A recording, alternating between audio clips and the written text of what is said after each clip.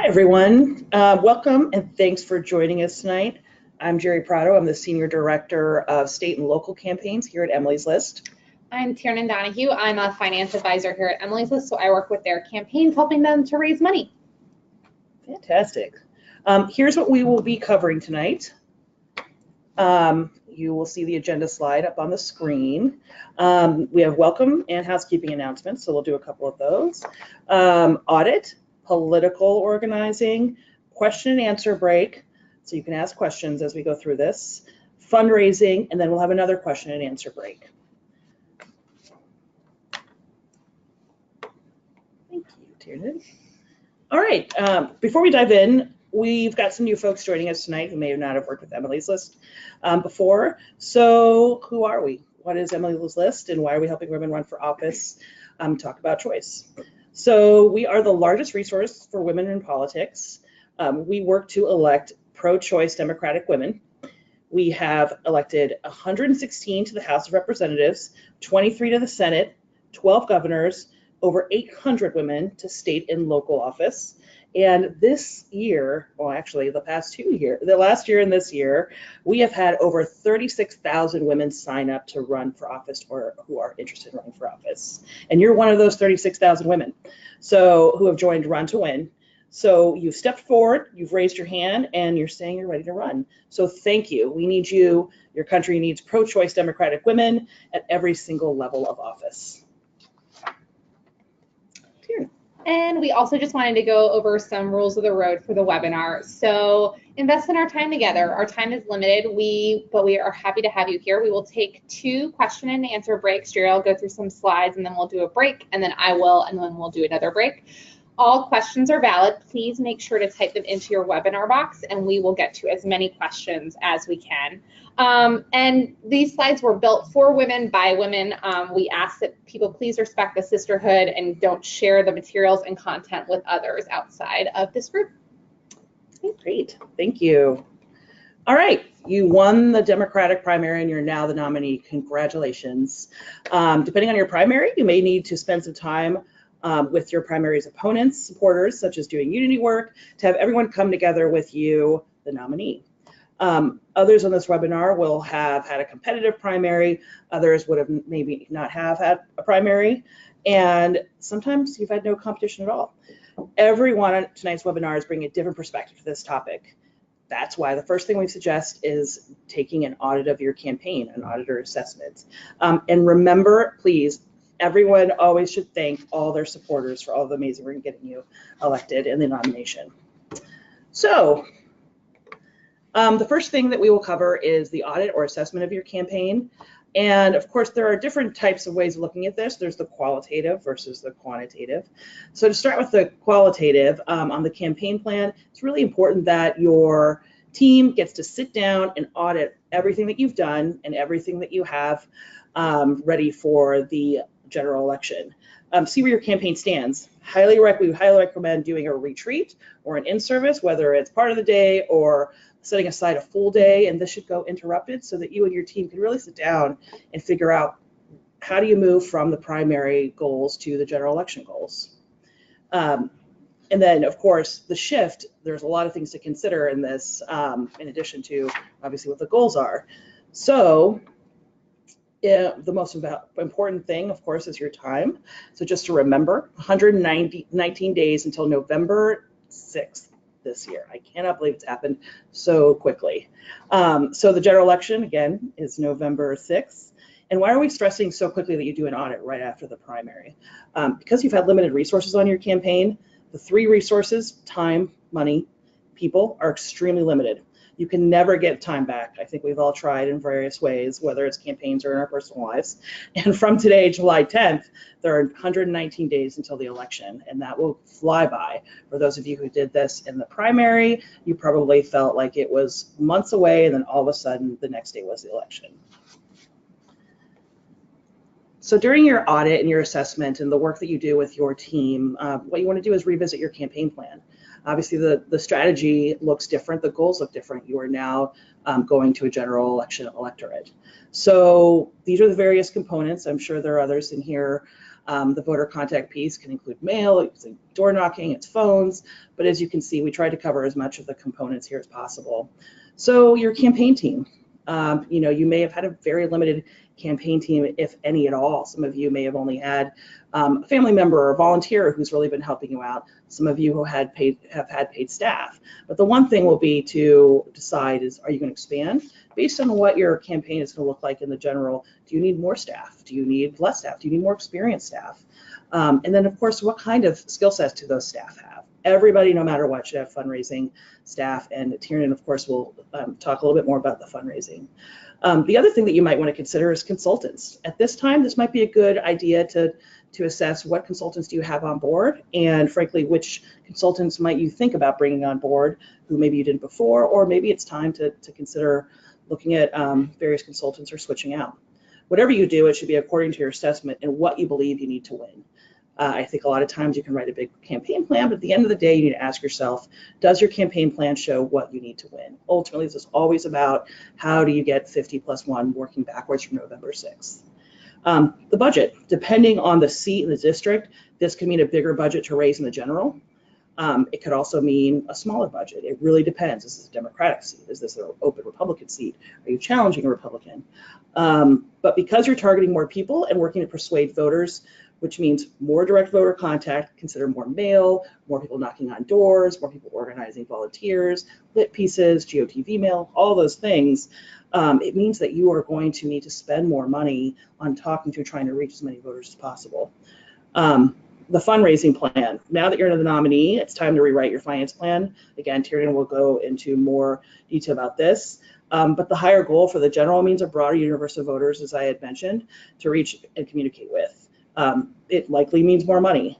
But just remember that no matter what, your budget and your finance plan need to completely come together. There's no reason to write a huge budget that you can't possibly raise to. And sometimes, though I have not been a part of these campaigns, you write a finance plan that is well and beyond, brings in the door well and beyond what you thought you need for a budget. But believe me, as a former campaign manager, you can always figure out a way to spend it. The other thing is research. There are two types of research, and you may not have needed this for the primary or have been able to afford this, but think about messaging research and opposition research. Messaging research is polling, focus groups, figuring out what is the best way to message voters within your persuasion universe or your base universe to motivate them to turn out to vote. Another type of research is opposition research. So now you're going up against a candidate that you might not know as much about. Depending, again, on the size of your race, you're going to want to talk to your team when you sit down and do the audit. Do you need an opposition research plan? At the bare minimum, you're going to know more about your opposition. But in some races, you're able to have a research book that has a lot of information about the policies that your opponent both opposes and supports. And that might be where you can really look for contrasts against your record. But anyway, and then the messaging research, a lot of times, like the polling is usually for larger races, or there are other organizations that you can buy in with, of course, all according to campaign plans, but you're going to want to assess all of this with your team. And the message, you are now communicating to a broader part of the electorate. This means making sure that you can talk about what's important to you and your race to those who may not know you or have been aligned with you before, but on this one issue, this one or several issues, you come together and they would look at bridging a divide and coming to vote for you. One thing I want to emphasize, and I think this is true for all operatives, is to make sure that candidates know this isn't the time to shift what you believe. You should always stay true to what you believe. What you want to learn to do is communicate with voters in a way that they will receive the information. Don't change who you are. Don't change what your political platforms are, your stances. This is what made you win the primary, and will also help you in the general. But make sure that your messaging really does reflect who your audience is, but don't try to be something you're not. That is one thing that voters always know, and they can sniff out pretty quickly. The other part of this is digital. That's another component in this plan. Some of you may have had a digital operation. Some of you may have not. It is obviously the one big component that's always evolving and changing. And there's, of course, a finance component to this. But in terms of voter contact and fundraising, you're going to want to see what can you afford. What do you need to do to reach, whether it's voters or potential donors. You're going to make sure that your plan is in line with the other types of direct voter contact that you're doing, and of course, the fundraising part of this as well. But this is something that you'll need to work on. And again, it all goes back to what are you able to raise and what do you need to win? So these two you're going to have to come together on, and digital is an incredibly important thing for candidates these days. You know, we highly recommend looking at it. You can do either a really low budget digital plan, or of course, depending on your race, you might be able to do something much more expensive. But don't overlook the importance of digital these days. It's incredibly important in reaching supporters and your voters. Voter contact. Some voters don't have strong feelings during the primary and will easily come around and support you. Others may need some more time, attention, and persuasion. And for persuadable voters, you're going to want to reach those who are definitely going to the polls or most likely going to the polls, but they're not exactly sure who they're going to vote for just yet. You spend a lot of time and money and energy on reaching these voters and making sure that you're communicating what your platform is. The same is true with mail. The same is true with your volunteers and supporters. They'll be on the doors and on the phones talking about this as well. So you'll want to see how does that shift from the primary electorate to the general electorate. Some of you have gone through caucuses or endorsement conventions, and that's a really different universe of voters when you're going to the general election. So you're going to want to see what that looks like. And again, this all goes back to what do you need to win? The 50+1, the proverbial 50+1. And then, of course, the one thing to also look at is a lot of local parties and state parties also coordinate on base turnout, GOTV. So what you'll want to do is figure out within campaign finance plans, as you're doing your voter contact plan, is there something that you can do where you cost share with local parties or state parties to make sure that you guys are all coordinating? Some people call it a coordinate, or a lot of people call it a coordinated campaign, but that could be part of your voter contact too, and frankly help lift some of those costs off of you. And a lot of candidates and the parties go into this together. So that's something you'll also want to visit with your voter contact plan. And then last but not least, and I'm sure there are other things here that you could add in, the timeline. You're now working backwards from November 6th and GOTV weekend. Think of it as when that Friday starts, voting starts, depending on, of course, some of you have early voting, but GOTV weekend is really what you're working backwards from. And you and your team should have a calendar to execute your plan. So when voting starts, you've used all the earned media, all the direct voter contact, digital, everything that you can to reach as many voters as possible. And don't forget, the most valuable voter motivational tool that you have is you, the candidate's time. So make sure that you're really thinking about how your time is used most effectively throughout the campaign. And this is something that you did in the primary as well. All right, this is the example of a calendar. All of your calendars will look very different. And again, when you're thinking about November 6th, and those of you who have early voting by mail, some people only have by mail voting. Some people also in their states have in-person early voting and mail voting, but you want to make sure that that's all in your calendar and your schedule. And you want to make sure that you have a master campaign calendar that takes everything that you're looking at for your campaign plan and lines it up in a timeline and prioritizes the strategy by date and by week. And this is something that your entire staff and team will look at and live by. Your comm staff, your digital, your fundraising, all of them will look at this and know where you are, what you're doing, what the priority is for that day and that week. The calendar will also contain mail drops when emails go out, for example, press events. But most importantly, make sure all these things happen when you do put down fundraising time. Nothing should really substitute for that. You've got to make sure that that is completely put aside and nobody can touch fundraising time, because it's usually the one thing that people say, oh, we can cut into call time, but all these things we're talking about with budget and plans mean nothing if you can't afford to pay for it.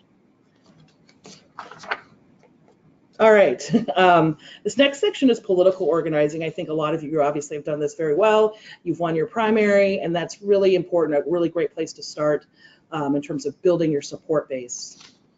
But now you've won the nomination, so you need to think about unity. Even if you and your opponent ran the most friendly campaign on the planet, there are going to be some that you need to reach across and say, hey, opponent, you ran a great race. I'm so happy. I'm so glad that we're having this conversation, and I'd love to ask for your support. And so you want to ask your opposition, your former opposition, for support, because if it's a primary, chances are you're more aligned than you are not aligned. And again, it doesn't matter how friendly or how tough the fight was in the primary, you want to make sure that you're doing that work. And it may take more than one conversation. But this is an incredibly important ask of your opposition.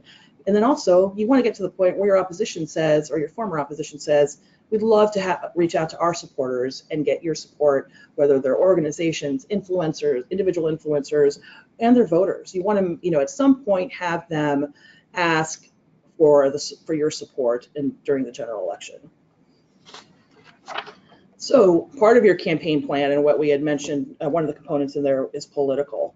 But the one thing, and you could say political organizing and coalition building, regardless of how small or big the coalition is, but you're going to want to expand to a general electorate. And these, again, might be voters that you know, who know you, maybe, this is the first time that you're running for office, but you're going to have to reach a broader group of people that you've been talking to in the primary.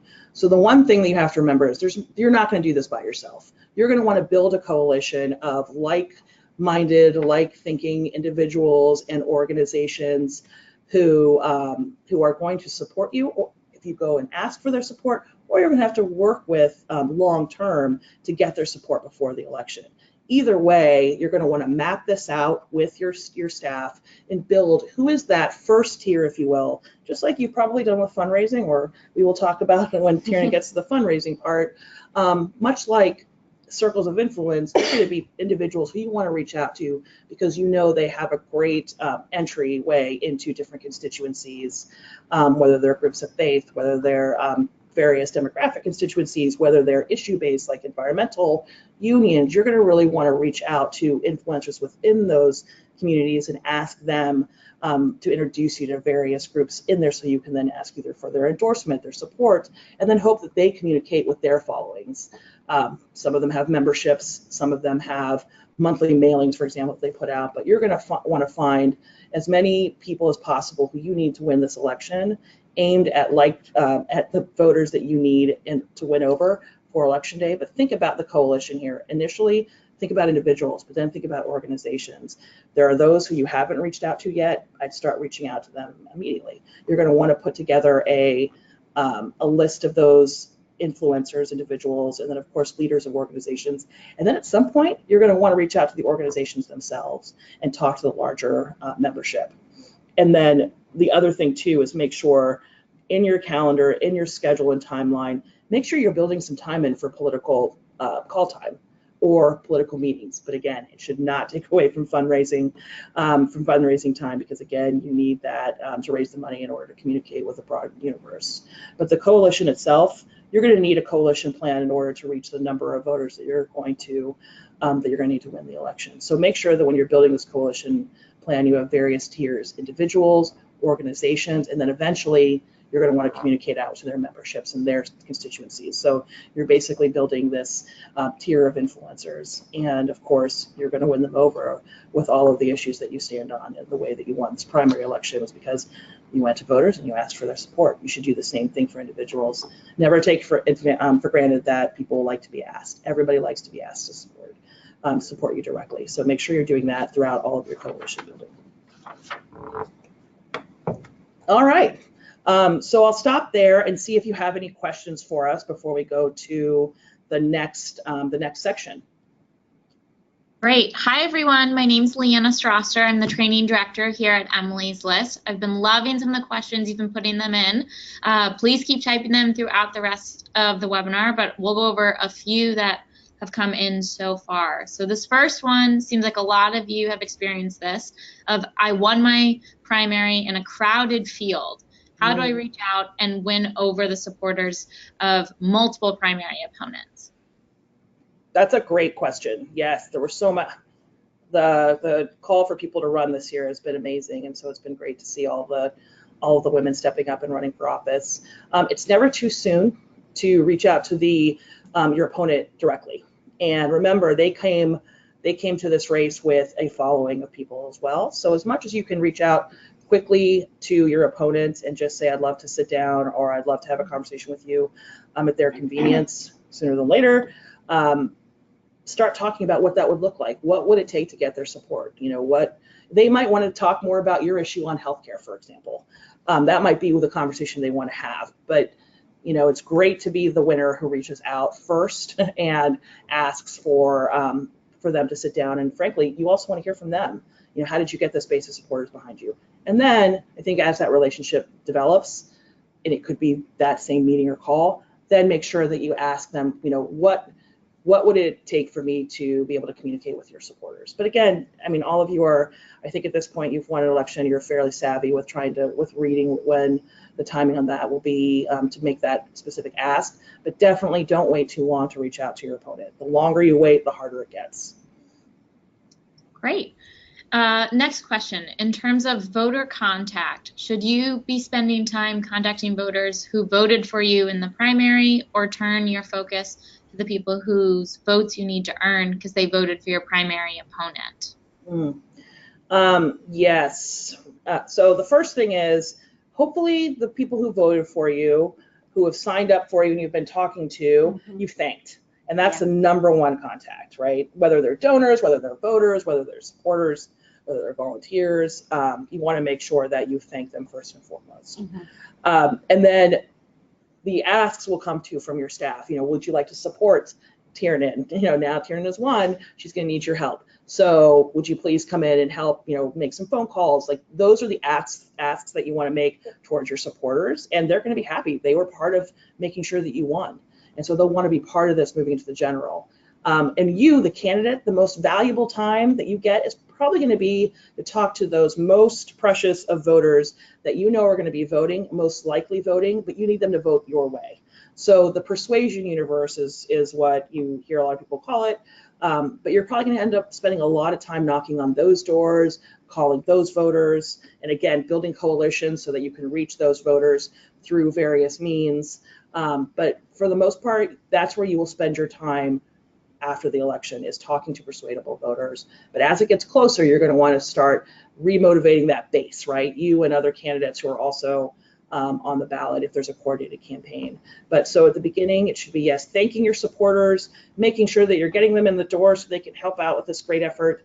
But then for you, when you're doing your calendar and your candidate calendar, make sure you're building time in for direct voter contact and political coalition building to persuadable voters and potential supporters. Great. Earlier, you talked about the different components of your campaign plan and how they need to change for the general election. What exactly do I need to change for my digital strategy from the primary to the general election?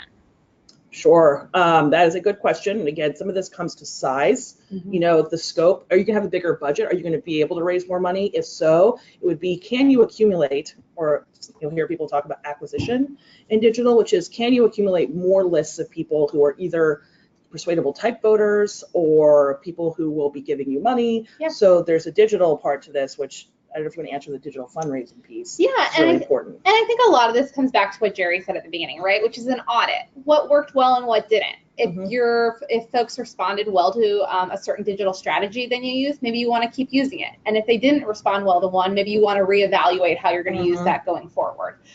There are a lot of different ways to communicate both with voters and donors and volunteers online. And I think taking a look broadly at what your general election looks like and who your opponent is and who you need to convince is going to help you form a digital strategy that will be able to work most effectively for you in the general election. Yes. And one other way too that's concrete is that digital, there are various types. There's the website part, what everybody talks about, but you want to drive everything there. It's your main sign-up mechanism. There's the social media like Twitter, Facebook, things where you're really getting your supporters. Think of Twitter, though, as a really good earned media, a press tool.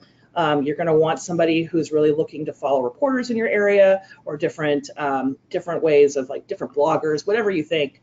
But you're going to want them to be on top of that and generate fresh content for them. The same is true if you have Instagram and all the other things that I frankly don't know a lot about. But you're going to want that content constantly refreshed so that you're getting the word out about what you're doing. But then on the list building front, and that is usually a more expensive endeavor, but crucial for fundraising and persuading people. It is, and it does take time to see a return on that investment. So you want to make sure you're planning appropriately. That is not something you want to be doing in October. You are not going to see a return for the money you put forward for that. It's definitely something you want to be thinking about now, and also thinking about what your email content looks like. As we get closer to the election, a lot more folks are going to be engaging and paying attention. As I'm sure all of you have heard, we have a lot of email in our inbox. So think through what makes an appropriate email. Emailing often is a good plan. We've actually seen studies that show that the more you email, the better your email program will do. But think through what makes a good email. Maybe you don't need to have it every endorsement be an email. Maybe that is a good platform to be used on social media. Okay, great. This question's for both of you. What mistakes have you seen candidates make in the past after they won their primary that we should learn from?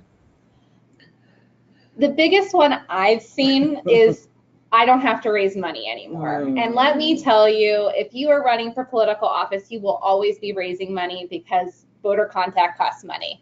I think you have just won the primary, which means you've just earned a huge degree of viability. Now is the time to make sure that you are going out and reaching out to donors and asking them to invest in your campaign and be a part of helping you win the general election. Turning off the gas on fundraising right now is the wrong decision. Yeah. And this is in the same vein, which is momentum. You've got all this momentum you just won. I've seen candidates go on vacation and you lose that momentum, and it's hard to come back from that. I know it's a grueling job. You're really doing a lot of hard work out there and asking people for their support. But if you can hang on until November, it's worth it, because that momentum you get right after winning a primary for both support, fundraising support, you don't get that back. And so you get to start high and hopefully really gain a lot of momentum and get a lot of good supporters in the door. So don't let that happen. And yes, I think the other thing too is people wait too long. Sometimes candidates and campaigns wait too long to look at their campaign plan and their budget and figure out like what can we actually afford, and then also like what's the strategy to win. So that initial campaign plan and budget is crucial. Sitting down with your team and seeing what you did well, what you can do better, what you're going to carry over to the general, or what you need to expand upon is crucial as well. So that should happen. That should happen as soon as possible as well. But those are the two biggest things I could say that I've seen. Though I will say this is true on many campaigns across the board, which is people saying that they don't need to raise money for this campaign. And again, you've made it through the primary. Some of you have made it probably without having to raise a lot of money. Some of you probably had to raise a lot of money. It just depends. But no matter what, if you are going to have staff, you're going to need to arm them with things like lit pieces, and you're going to need to communicate in different ways. And some of that costs money. So you want to make sure that you're able to pay for those things and communicate with as many voters as possible. So yes, definitely don't take your foot off the gas, as Tiernan said, on fundraising, and make sure that you know that's the name of the game, is just bringing in some money so that you can actually communicate, and hopefully more than you need, but you need enough to be able to get 50+1. Great. And our final question in this question and answer break. On that note, I feel really overwhelmed with how many things I have to get done between now and Election Day, and my team is incredibly small. There's a lot that's on my own shoulders. What tips do you have or suggestions can you make so I can get this all done in time? Yes, the eternal overwhelmed. The interesting thing is candidates will say that they'll have 20 staff and they still feel overwhelmed. I think that this is such a big it's an amazing thing that you're doing running for office. And so it's always going to be a little bit overwhelming. But the one thing that you need to do is get organized. And I'd say, again, going back to the audit or the assessment afterwards, it's figuring out what do you need to do? Like what was left undone? The first thing is let's just start with a little to-do list, which is thanking supporters. It's the number one thing you need to do. And then it's with a team, even if it's just one person on your staff and your family, like put your family to work. Put your friends to work and give them each a task, whether it is, ginning up all the support, getting ready all the support emails and thank you cards. But then somebody else is looking at the schedule itself and figuring out when you're going to put blocks of call time in and when you're going to start making some political calls. Like it's a massive to-do list. So just start by writing a list down of things that you need. And this is something where you bring in your team and you literally put tape pieces of paper up on the wall and you just laundry list everything that needs to get done, and then somebody can help. And I think that sometimes it's really hard if you're in a small team to not want to do it yourself. Just say, I need somebody, and this is where you need to become really good at asking for help, is saying, I need you to take this and write this up and organize it in a way. And then you can also see, like, test some of your staff around you, see who's able to step up. The same thing was true with your family. So be very vocal about asking for help. Make sure to get organized by just writing a long list. Some of this is just swirling in your head as you're dealing with all of this, both winning and knowing that something is ahead of you. But if you put it down on paper, that usually helps. But make sure that you're doing that with a group of people who you can trust, and that you're just asking them point blank for help. All right, great. So that'll round out this series of questions, and I'll be back at the end. Excellent. So we are going to move into the fundraising section. And in this section, we're going to talk about a couple of things. We're going to talk about a budget, and we're going to talk about a finance plan, because you can't do anything without those two things. And I think Jerry really hit the nail on the head in saying that these are two crucial things for you to have for the next steps moving forward. I would recommend, before doing anything, you want to start with that audit. You want to look at what worked well in your primary, what didn't work well in your primary, maybe what you forgot to account for in your budget. I cannot tell you the number of times, even on big statewide races I've worked on, where we forgot that paper clips cost money. Everything costs money, and it should be in your budget. Think about who your opponent is now. Maybe you have a different general election opponent than you were anticipating, and that means you're going to need a bigger budget, or maybe, if you're lucky, a smaller budget than you originally anticipated. And then your budget ultimately needs to be guided by your finance plan. You can't spend money you can't raise. And so you need to make sure these two things meet in the middle, that you're planning to spend what you know you can raise, and that you're raising what you would like to spend to the best of your ability. So here on the screen, we've laid out for you just a general breakdown of your budget. And the specifics are obviously going to vary from race to race. Some of you are going to have smaller races where you're not necessarily going to need to run TV ads. And some of you are going to have larger races where that's going to be a big component. But we wanted to give you a general breakdown, and I will say the percentages that we show here, I've seen pretty standard across race to race. I'm sure Jerry has as well. So just to dive into it a little bit, the red section is your staff and administration. So this chart kind of goes over that you're going to have a good amount of staff and admin costs you're going to need to account for. You need to make sure that you're paying for that overhead and for your team, because if you can't pay your staff, you're not going to be able to do a lot of other things. If you're running a very small race where you don't have a lot of staff, that's fine. There will still probably be some expenses in here. You should make sure to account for, thinking through things like if you have an office or if you have any volunteer stipends. Just make sure it's all included in that staff and admin, and that you're really thinking thoroughly through what all of those expenses might be. The purple section of the pie chart is your fundraising expenses. And we all know the old adage, it does take money to raise money. The key thing is it doesn't take that much money. One of the biggest mistakes I see often on campaigns is people paying too much for fundraising. Let me tell you, people come to fundraisers for you. You can just get a fruit and cheese tray. They do not need a string quartet. So you do need to make sure you're accounting for these expenses, because you will have things like sending out thank you notes. That will be a fundraising expense, but it should not be a huge line item on your budget.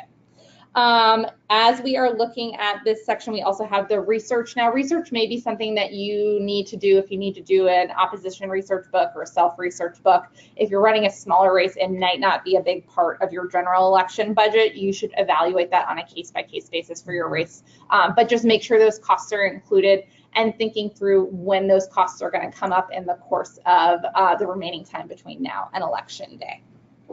The orange section here talks also about polling. So polling is something that you guys may do on your races. It may not be something that you're going to do.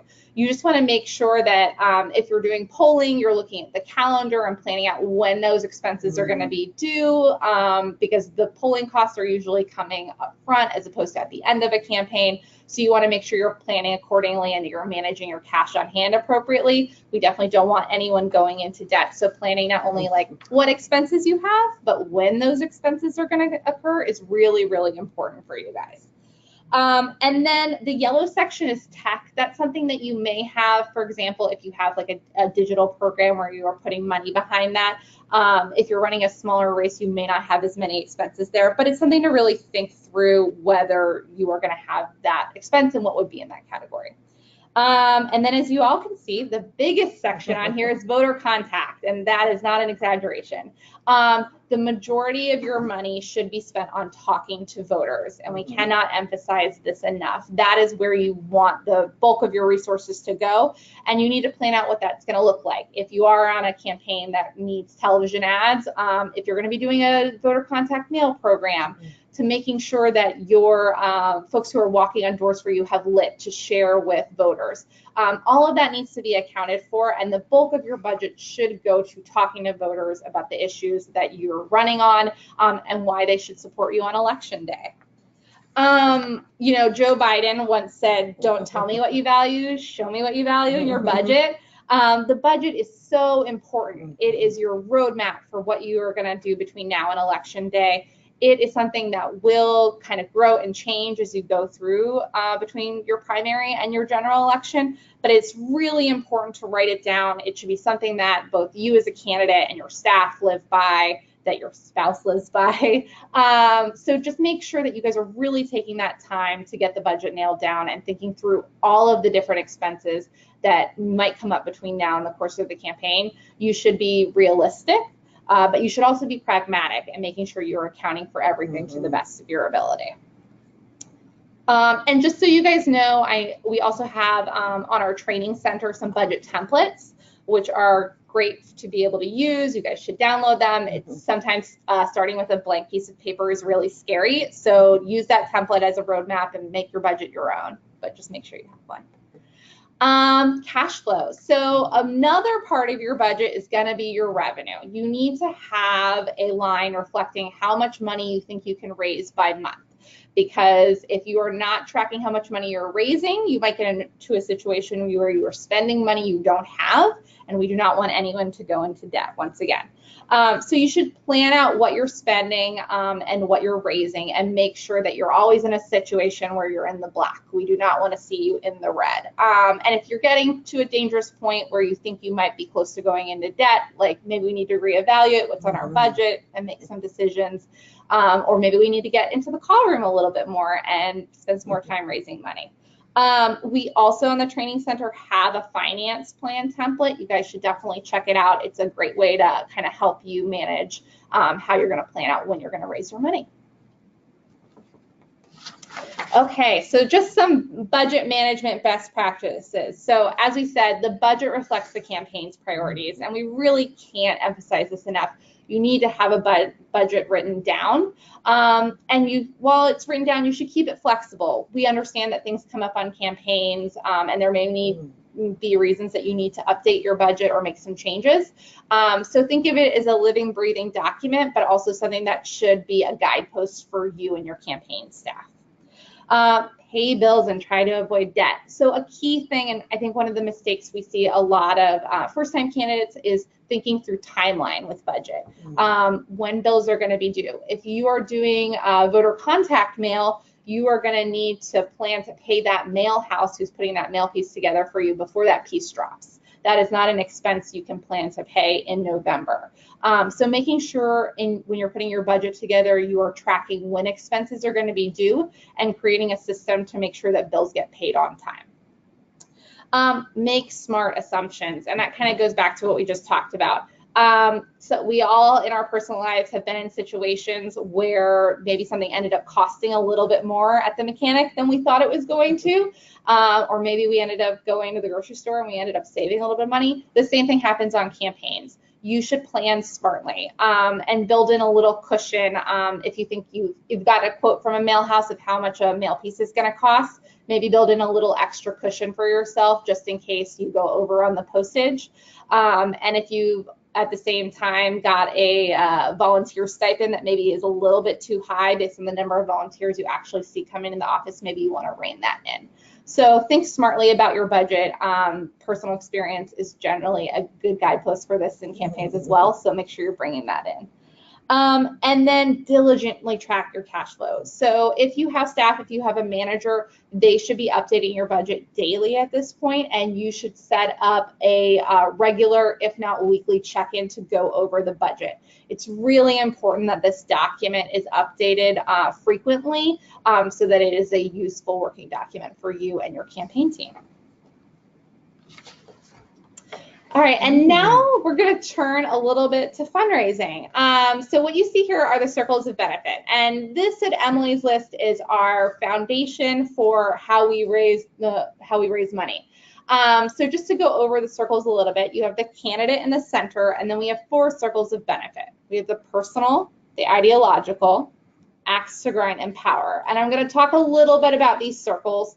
Hopefully this is something you used in your primary fundraising, but if not, it's a great time to come on board. And if you did use it on your primary fundraising, it's a great time to go back in and reevaluate what your circles look like for the general election.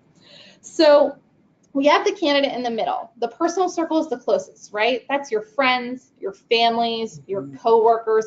Hopefully these are people who supported you with a contribution in your primary election. Now is a great time to go back and thank them first and foremost, and then ask them to invest again. I have oftentimes actually had friends run for office who I supported in a primary and then didn't call me in a general election for resources. And that was a mistake because I would have contributed if they'd call me. So I know you feel like you've tapped your personal circle, but you should make sure to go back. Folks who have invested in your campaigns previously are the most likely to invest again. And your personal circle is supporting you because they know you and they love you. And that doesn't change in a general election. The ideological circle, these are like-minded people. They're the people who agree with you on the issues that you care about, that have the same stance with you on choice, that have the same stance with you on the environment. Some of these donors may have supported you in the primary, and some may have stood on the sidelines. But this is going to be your next closest circle and the next place you should look for support in your general election. We often find ideological donors are the first to contribute after a primary election. You should be starting to make those calls and thinking through who the different groups might be in your ideological circle. I really recommend going back in and writing down your circles a couple times throughout the course of a cycle. And this was always something I used to do on my campaigns. After we won the primary, we would go back in and redo our circles and do it with both the candidate and staff so everyone could kind of understand where we were looking for these resources. The next circle is axe to grind. And the axe to grind is a very particular circle because this circle is people who will support you because they don't like your opponent. So in this respect, it is less about you and more about them.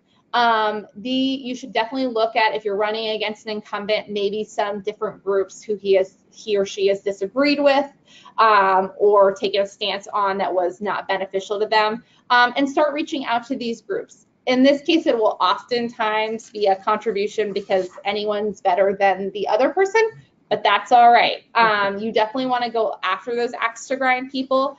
These are people who in a primary situation may not have been donors that were on the table for you. And so now is a great time to start engaging them and talking about why you are different from your opponent and why when you're elected you will act differently than they have. And then the final circle is the power circle. So these donors are motivated by viability. They are motivated by your ability to win.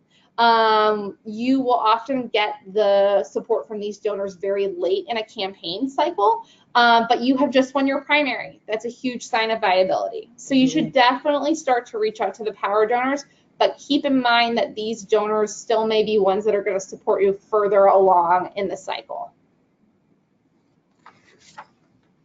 And again, you want to write this out. Make sure you're going back to your circles. It's really important. This has kind of been the fundamentals of how I've built every finance plan I've ever written. And you should definitely make sure that you're using them over and over again. Resolicitation. This is every candidate's favorite topic. I know it's been every candidate I've worked for's favorite topic. Here's the truth. Donors who have invested before are the most likely to invest again because they have already seen what their investment can do. It helped you win the primary. It is oftentimes folks feel uncomfortable or unsure about asking for money again. You should make sure to go back in and resolicit your donors. The first thing you should always do when you're resoliciting them, thank them for their support. Tell them what their support did. Thanks to your contribution, we were able to win this primary by X points. We were able to get X voters out to the polls. Show them how their contribution actually made a difference. And then talk about the stakes. Talk about the dynamics of your general election. Don't assume they're going to know what your race looks like now that you've won the primary. They not only will appreciate this update, but they will understand better based on this update why you might be asking them for additional support. And then make sure that you are asking for an additional contribution and really thinking about what their true capacity is. Do your research. We have publicly available databases, the FEC, Open Secrets, which allow you to see what individuals contribute politically. You should be making your resolicitation ask based on what people's capacity is and also what their connection is to you. If they're in your personal circle, their capacity might be based on their relationship to you, and that's okay. This is your opportunity to keep them invested in your race, and you should not underestimate the power of resolicitation. I once had a candidate, we were very close to the general election. We still had a budget gap we needed to close, and I asked her to call a donor that she did not want to resolicit. She was convinced that he was not going to contribute again. But she made the call because I asked her to, and she gave him an update on her race, let him know how much more she had left to raise in the last 5 days before the election, and he actually ended up giving a contribution that was twice how much we asked. So you can't get what you don't ask for, and resolicitation really is the bread and butter of your finance plans heading into the general election, so make sure it's incorporated. And now we get to talk about keeping expectations real. So I often work with federal campaigns, and even on those campaigns, PAC contributions are a very small part of our overall finance plan. A couple things to keep in mind with PACs. PACs are power donors. They give late and they give to the incumbent. The biggest mistake I often see candidates make is that they think that their race is different, but PACs generally want to be with the winner. There are some ideological PACs. Emily's List is a good example of that. Planned Parenthood is a good example of that. That if you've won your primary, they may be more likely to support you earlier now. But most PACs will support you when they know you're going to win. The other thing to keep in mind is a lot of PACs only have the ability to give to federal candidates. So you should make sure to check that and whether they are able to contribute to your race if it's a state and local. Unless they have a state and local PAC, they may not be eligible to give a contribution. The other thing to keep in mind is that while we have so many more people running for office this cycle, and that is thrilling, PACs budgets did not change that much. So they are actually looking at splitting the same size pie in much smaller pieces. And so that's something to keep in mind as you're managing expectations about what you might be able to raise from PACs. You shouldn't fall into traps here. Make sure it's a small part of your finance plan, but you should definitely go after every opportunity and make sure you're communicating with those PACs. Just make sure you're keeping expectations, managing those expectations as you are pursuing that. And now we're going to turn to some more questions. All right, and I'm back. Hey, y'all. So first question that we've got, I now have to raise a lot more money for the general than I did for my primary. Should I be hiring a fundraising consultant? That's an excellent question. I I think if you are looking at hiring a fundraising consultant, you need to make sure a couple different things. You need to make sure they can pay for how much money they cost. Fundraising consultants can often be expensive, and sometimes it makes more sense to hire a finance assistant or a finance director who you might be able to pay a little bit less, but can still help you raise the same resources. I have very rarely worked with fundraising consultants on my races, only really on large statewide did we have fundraising consultants. Ultimately, it depends on the area that you are running in. If you're running in a big metropolitan area like Los Angeles or New York, it might make sense for you, but you definitely want to think through whether someone is going to be able to raise you a gross versus what you're going to pay them. And also be mindful of really talking to consultants about what they bring to the table. I think this is a mistake I see a lot of people make. A consultant should be able to work towards a fundraising goal, and they should be able to tell you how much money they can raise you and write you down a plan for how they're going to raise you that money. If someone says they can't do that for you, but they'd like to set up some meetings, that is generally a red flag that you should be cautious of. Another one in that area is making sure that they're not relying on a staff member that you have. You want to make sure that if they come to you that they are, doing it all from the beginning, soup to nuts, as opposed to saying, well, we're going to need one of your staff to be our conduit to do this work. Yeah. And so we always like to say, on the state and local side, and I think on the federal side, it is if you can afford a fundraising consultant, you could probably afford a finance assistant. And that person will be in there putting the call sheets together with you full time, making sure that they're doing other things too. And staff tends to do more than just the thing they were assigned to initially. That's just the way it is on a campaign. That's a great point. And fundraising consultants often have multiple clients, and so you are not going to be their main priority necessarily, whereas for your own staff, you always are. Got it. Okay. How do I use the primary momentum to keep Democrats engaged through the long, hot summer?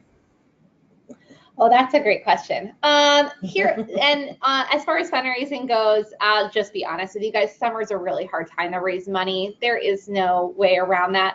Often means you got to be in the call time a little bit more to raise the same amount of money you would in June. But then September comes. So what I will say is you should think about your district, think about the area that you're running in, and plan strategically. Maybe you're in a place where people kind of leave for the summer, and so it's not going to make sense to do a lot of fundraisers, but you can definitely reach them via phone, and so you should be in the call room more. Or maybe now is the time to really ramp up your digital fundraising because people are checking email, but they're not necessarily around to talk on the phone. So you just kind of got to keep at it, remind them that you're there, try to keep them engaged with updates and thank yous. And then be prepared for everyone to kind of come back in September and to be able to use those 30 days to the best of your ability. Great. On fundraising, how many times do I have to go back to a donor during the campaign to ask them to give? Because I feel like I'm annoying the people who have already given to me. Yeah, the answer to that is as many times as they can contribute till they reach their capacity. I have definitely solicited myself or had a candidate solicit a donor 6-7 times throughout the course of a cycle. If a donor still has capacity to give and they're still engaged in the campaign, get on the phone and ask. The worst thing that they can say is no or not right now, and then you can call them back with an update. But you should never ignore a donor because you think you're going to annoy them. Most of the times that's not what we hear as feedback from donors. They appreciate the outreach. They understand why you're calling, and you'll be surprised how often you receive a yes. Got it. You mentioned raising money towards the end of election day. When do I need to have all my money raised? Because raising during GOTV sounds really tough. Raising during GOTV is really tough. Ideally, you want to have the majority of your money raised 3 weeks before a campaign is going to end. If you can get it in sooner, all the better. A lot of that comes down to your budget. When do you need your money by? And ultimately, that's what guides it, and it will vary from race to race. That is why it's so important to have that budget written down and have your revenue projection by month. And that should be your guideposts for you to know how long you have to raise your money and when you need to have that money in by. Yeah. And back to the campaign, the timeline, so the cash flow itself, but what you want to make sure the most important time to spend your money is going to be around when people are making decisions, right? So you want to make sure that you have the majority of money, as Tiernan said, but what you don't want to do is start spending so much and not have timed it out that you run out at the time that people are making decisions. So sometimes people really start spending a little bit too much, the money doesn't come in the way that they had hoped, and then week one, meaning the week of GOTV, they don't have any more money to spend, or the week before that. And that is not the place to be, because that's when you want your mail to drop, depending, of course, on if you have early voting or mail voting. But you're going to want to think through all of that. But just remember, this is where the cash flow, the timeline for your campaign strategy all comes into play. And what's going to happen if you don't raise the full amount, you're going to have to keep pushing back when you start communicating, but make sure that you do that. And that's why it's so important. And many campaigns have to do. There's no shame in doing this and reconciling and revisiting your budget as you go along, as it gets closer down. A lot of campaigns have to do this, but just remember, what you don't want is to be completely bare and not communicating with voters during actual voting. Got it. To go back earlier to more of the political side. So my primary opponent said some really nasty things about me. How do I earn the trust and the votes from their supporters? And will those people ever come around and actually donate to me? Look, I think ultimately sometimes things don't end well with your opponent in the primaries, and so that happens. And I would always make the overture. You always want to reach out and say that you've done your best. And then I think at some point, I'll turn to the fundraising piece, but I think that yes, they were there. They were aligned for a reason, unless they were their spouse or their, something else very personal. They'll come with you. I think there's a couple different pieces of this, and kind of to go off what Jerry said, we have a Emily's List elected candidate who has a quote I like to use with candidates after they win the primary. You've won your primary. You now have the good fortune of getting to suck up because you won. And so it's a lot of talking to primary opponents who you still may have some not great feelings towards, but I think it's also in looking at who supported them. Why did they support them? What circle of benefit did they fall into for them? And do they fall into a circle of benefit for you now, right? They may have been an ideological donor who supported your primary opponent because a certain organization endorsed them, but that organization may now support you in the general election. So you should really make sure to catalog those donors and think through what circle they belong in and what the right message is to go to them with. That's a really important thing to do, not just with your primary opponent's donors, but with your own donors. What is your message to those donors? And you want to make sure to base your message off what circle they're in and what they're going to be most persuaded by. If they're in the personal circle, it's going to be, you know me and you love me. If they're in the power circle, your message needs to talk about your viability and your ability to win. And so I think that's an important thing to do in looking at whether some of those your primary opponent's donors might support you in a general election. And the hardest thing to do is put aside the personal, but chances are if you're in a primary, you are aligned with your primary opponent more than your incredibly far away on issues. So you should think about that one thing. It's the old adage of, say something nice, like your mom saying, if you don't have anything nice to say, don't say it at all. On this, you could be like, look, I really respected so-and-so's stance on this, and I feel like we were, really simpatico on that, or we see eye to eye on that. Focus on that one thing that you guys really see eye to eye on, and then that's what you talk to their supporters about, to Tiernan's point. Unless you were in the axe to grind category, everybody is going to be fair game in this election to go after for support. And I think another thing to keep in mind, and it's something I like to try to remind anyone who's raising money, people aren't contributing to your campaign really because of you. They are contributing because of what you and the campaign represent and the issues that you're going to go fight for that are going to impact them. And so as long as you can keep that in mind, it's always helpful when talking to donors. Okay, great. That's all we've got time for, but thanks for all the questions. Okay, great. So just some key takeaways from the webinar. Really make sure you're revisiting all components of your campaign plan and update these. It's a living, breathing document, your budget and your finance plan, as well as your voter contact plan. Make sure you're doing that audit and really evaluating what worked well and what didn't so that you can plan the best general election strategy that you can. Purposely plan your politics for the next phase of the campaign. Jerry really got it right. You need to make sure you're coalition building and reaching out to kind of build some of those bridges and making sure you're making those connections with those groups and organizations that you're going to need support from, both for votes and infrastructure in the general election. And then make sure you're resoliciting donors and asking for a contribution in the general. Don't let your donors in the primary kind of fade away. They got you here. They're going to get you through November 6th. So make sure you continue to re-engage them and really continue to think about your circles of benefit and what donors are available to you as you're looking to raise the resources you need to be successful this November. Great. So now we have one, you'll see up on your screen, you can go to trainingcenter.emilieslist.org, just our homepage, and it is the training center where you should sign up if you haven't already. There, as Tiernan had mentioned earlier, there are great resources in here. For those of you who haven't gotten on, you can get on their templates. There's also a curriculum that walks you through the 101, as we call it. There's also, if you wanted to join, it's a nominal fee that you use to sign up, and then you can get behind that wall and really download a lot of the templates and see some of the more advanced curriculum there. But please go ahead and sign up on trainingcenter.emilieslist.org, and you can see some of the documents that we've been talking about. We also want to thank our partners who do amazing work in different communities and also help support us and all of you out there. So you can see up here our close partnerships with a lot of teachers groups and different organizations that really represent our communities and women, frankly, fairly well, and have really invested in seeing women elected this November.